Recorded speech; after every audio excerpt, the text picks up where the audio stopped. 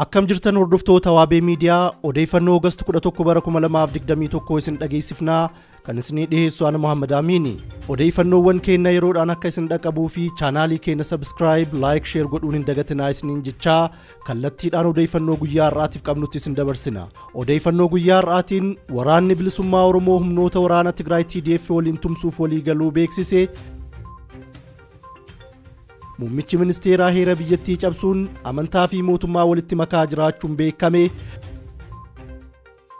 Godina Arsii Lixaatti namoonni 400 ol hanqina nyaataa hamaaf saaxilaman odeeffannooleen jedhan keessatti argamu hanga xumuraatti waliin turaa isiniin jenna.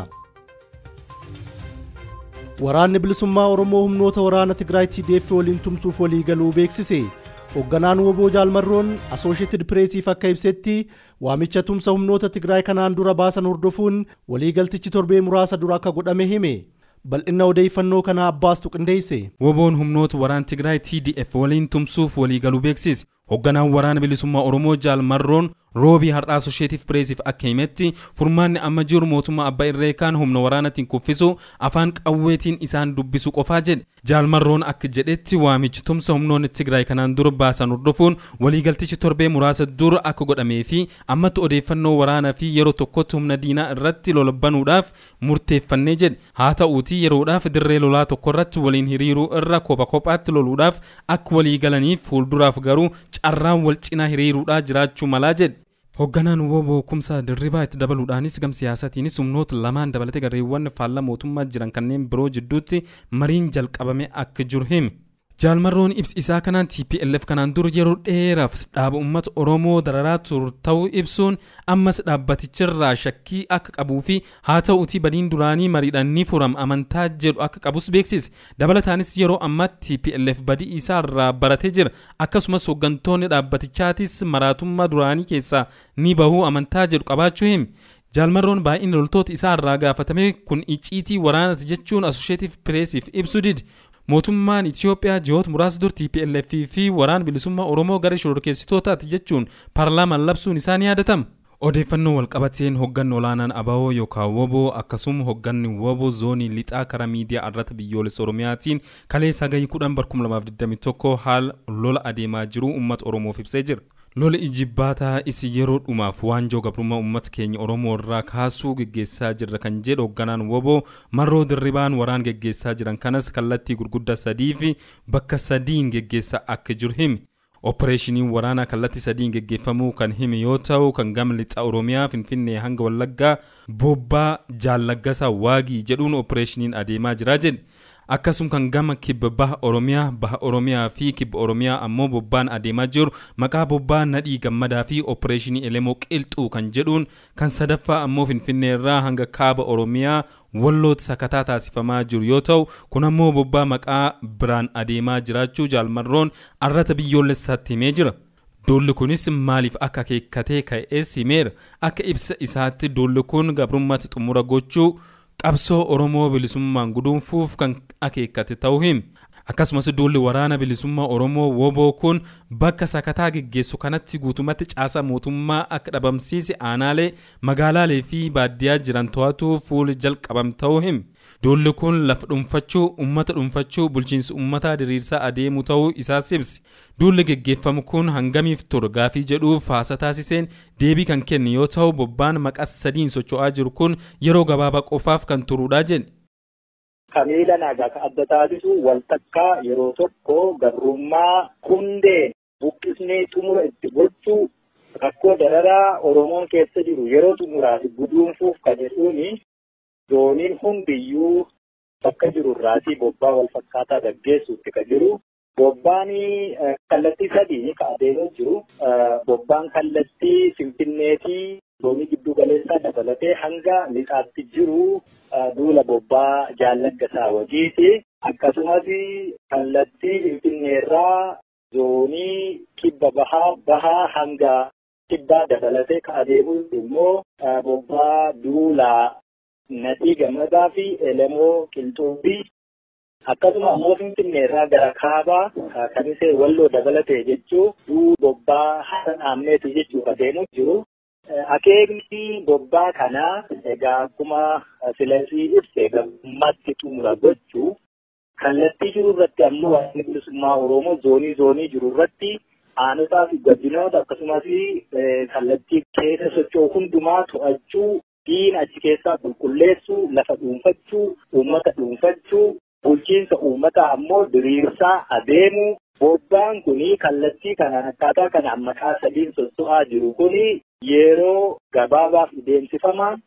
Yerootii booddee ammoo akka waliigalaatti akka zooniitti osoo hin taane waraanni bilisummaa Oromoo waliigalaanii duula gaggeessutu jira. Duulli sun immoo yeroo magga'u fi maqaa tokkicha duulli sun ittiin gaggeeffamu miidiyaa fi kan ibsamu ta'a. Sana booda gaaffii jedhuufis deebisaa kan kenne wayita ta'u duulli kun erga dhumeen booda woboon maqaa tokkichaan ammas duula ni geggeessa. Duulli sun maqaa akkamiin adeemaaf akkamitti adeem kan jedhu yeroo sanii ibsinaa jedhe. Duulli kutaa waraana sadiin opereeshinii gurguddaa sadiin eeggalu kun dilbata darba hagayya 8 2021 irraa qabee geggeeffamaa akka jiru hogganni kun eereera. Waraanni bilisummaa Oromoo harcaatu diina dhabamsiisaa Oromiyaa bilisoomsuun dhuunfachaa tarkaanfachuu eegaleeras jedhe. Haala dur waraan woboon adeemaa jiru kana hanga ammaa gam mootummaa Itiyoophiyaatiin wanti ifatti himamin qabu. Mootummaan waraanni gaggeeffamaa akka jiru seereen jiru. Muummichi ministeeraa heera biyyattii cabsuun amantaa fi mootummaa walitti makaa jiraachuun beekame. Sagaleen muummicha ministeeraa miliqee bahee ijoo dubbii miidiyaa hawaasaa ta'ee jira. Sagaleen Abiyyi Ahmad dubartii Paaster Birtukaan jedhamtu waliin bilbilaan yommuu waaqeffatu waraabame kun akka mul'isetti muummichi ministeeraa namoota heera mootummaa irratti hundaa'uun gorsaa muummicha ministeeraa ta'anii muudamaniin alatti namoonni amantaa hoogganan dhimmoota mootummaa keessa seenuun mootummicha kan goolaa jiran ta'uu mul'isa jedhamee jira. Waraabbii sagalee kanarratti dubartiin Paaster Birtukaan jedhamtu muummicha ministeeraatiin namuu hin dhageeffatin mariidhaafis hin taa'in waajjira haadha warraa keetii keessa jandoomaan dheffatee jiru qoradhuu buqqisii kana ammoo Suraafeel wajjin wal argiitii waan inni siin jedhu hojiirra oolche kan jettuun yoo ta'u akkasumas obbo Lammaan ajaja ishiitiin kaafamuu yaada akeekus dubbattee jirti. Sagalee kana ilaalchisee hayyoonni siyaasaa yaada cimaa kennataa kan jiran yoo ta'an hayyuun Oromoo maqaa Finfinnee Intercept Station jedhamuun beekamu akkana jedha. Sagaleen kaleessa miliqee bahee akka agarsiisutti Abiyyi Ahmadiif akeeka namoota agarsiisan keessaa Paaster Suraafeel Damissee isa tokko. Paaster Suraafeel jechuun waltajjii irratti nama Tolasaa jedhamu maqaan kee kana booda Afraash nama jedhee fi yeroo adda addaatti ayyaana irreechaa irratti nama qoosuun beekamuudha. Namoota jibbaa Oromootiin maraatan eessumaa soqee masaratti fida garuu jechuun gaafata Finfinnee Intercept. Itti dabaluunis amantiin kan abbaatii garuu kan Abiyyi ajaa'ibuma. Bishaan yoo arrabsitan moolikiilii isaattu bittinnaa namicha jedhee yaadu durii bofatuu gola kee keessa jira jettee maraachite. Amma kan argu hundi bofa itti fakkaata. Haala kanaan biyyattiin abdii wayiituu hin qabdu jechuun yaada isaa goolabe. Godina Arsii Lixaatti namoonni 400 ol hanqina nyaataa hamaaf saaxilaman. Godina Arsii Lixaatti namoonni 400 ol ta'an sababa hanqinni nyaataa cimaan mudateen beela'aa jiraachuu waajjirri hooggansa sodaa balaa godinichaa hime. Hanqinni nyaataa uumame sababa bonni dheerateen midhaan osoo hin facaafamin waan hafeef ta'uu itti gaafatamaan waajjirichaa obbo Yaasin Garjuu BBCtti himan. Rakkoon hanqina nyaataa mudate kunis godina Arsii Lixaa aanaalee Shaallaa, Siraaroo, Shaashamannee, Arsii Nageellee fi Wandoo keessatti ta'uu himan. Kana dura aanaalee rakkoon itti mudate kanatti rooba arfaasaatiin midhaan facaafamaa ture. Barana fulbaanaa kaasee hanga waxabajjiitti roobni hin turre. Kanarraa kan ka'e namoonni hanqina nyaataaf saaxilamanii jiru jedhan. Aanaalee Shaallaa fi Siraarotti ammoo hanqina nyaataa qofa osoo hin taane bishaan argachuun illee rakkoo akka ta'e ibsame. Namoota 400 caalan kanneen amma hir'inni nyaataa mudate kana keessaa gariin ammaan durallee deeggarsaan jiraachaa warra turan akka ta'anis himame. Haa ta'uutii deeggarsi ammaan dura karaa mootummaa federaalaatiin dhiyaachaa ture addaan kan cite waan ta'eef balaa kana hambisuuf hin dandeenye jedhan obbo Yaasin. Jiraataa naannoo Shaallaa obbo Qaabatoo Tufaa akka BBCtti himanitti amma dura naannoo isaaniitti hanqinni nyaataa akka naannoo mudatee hin beeku jedhan. Amma hanqina nyaataa cimaatu jira. Ka'umsi isaa immoo rakkina bishaaniitirraa ka'a. Bishaan sirumaa hin jiru. Midhaan hin qotne. Qara naannoo keenyatti beela akkanaa kana hin beeknu amma beelli akkanaa nutti dhufe jedhan.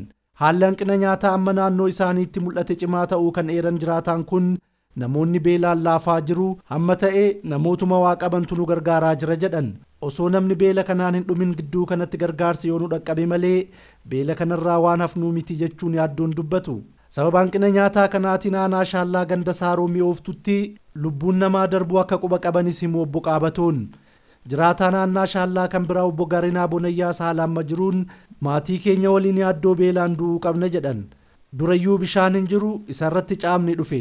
Ani naannoo keenya nama beelaan du'e nan beeka. Namni du'aa jira, kan laafes jira. Haala kanaan nu hunduu waan hafnu natti hin fakkaatu jedhan. Itti gaafatamaan waajjira hooggansa sodaa balaa godinichaa obbo Yaassin garuu beelli jiraachuun dhugaa ta'us hanga ammaatti lubbuun namaa dabruu gabaasni nu ga'e hin jiru jedhan. Rakkoo kana furuu fi sababa beela kanaan miidhaan lubbuu namarraa kan geenyee fi qaamota dhimmi ilaalu sadarkaa naannoo fi federaalaa wajjin hojjechaa jiraachuu isaan ga'an kun himaniiru. Hordoftoota keenyaa odeeffannoon har'aaf qopheeffanne kanumaa hanga qophii biraatiin walitti deebinutti nagaa keessa nuuf turaa isiniin jenna.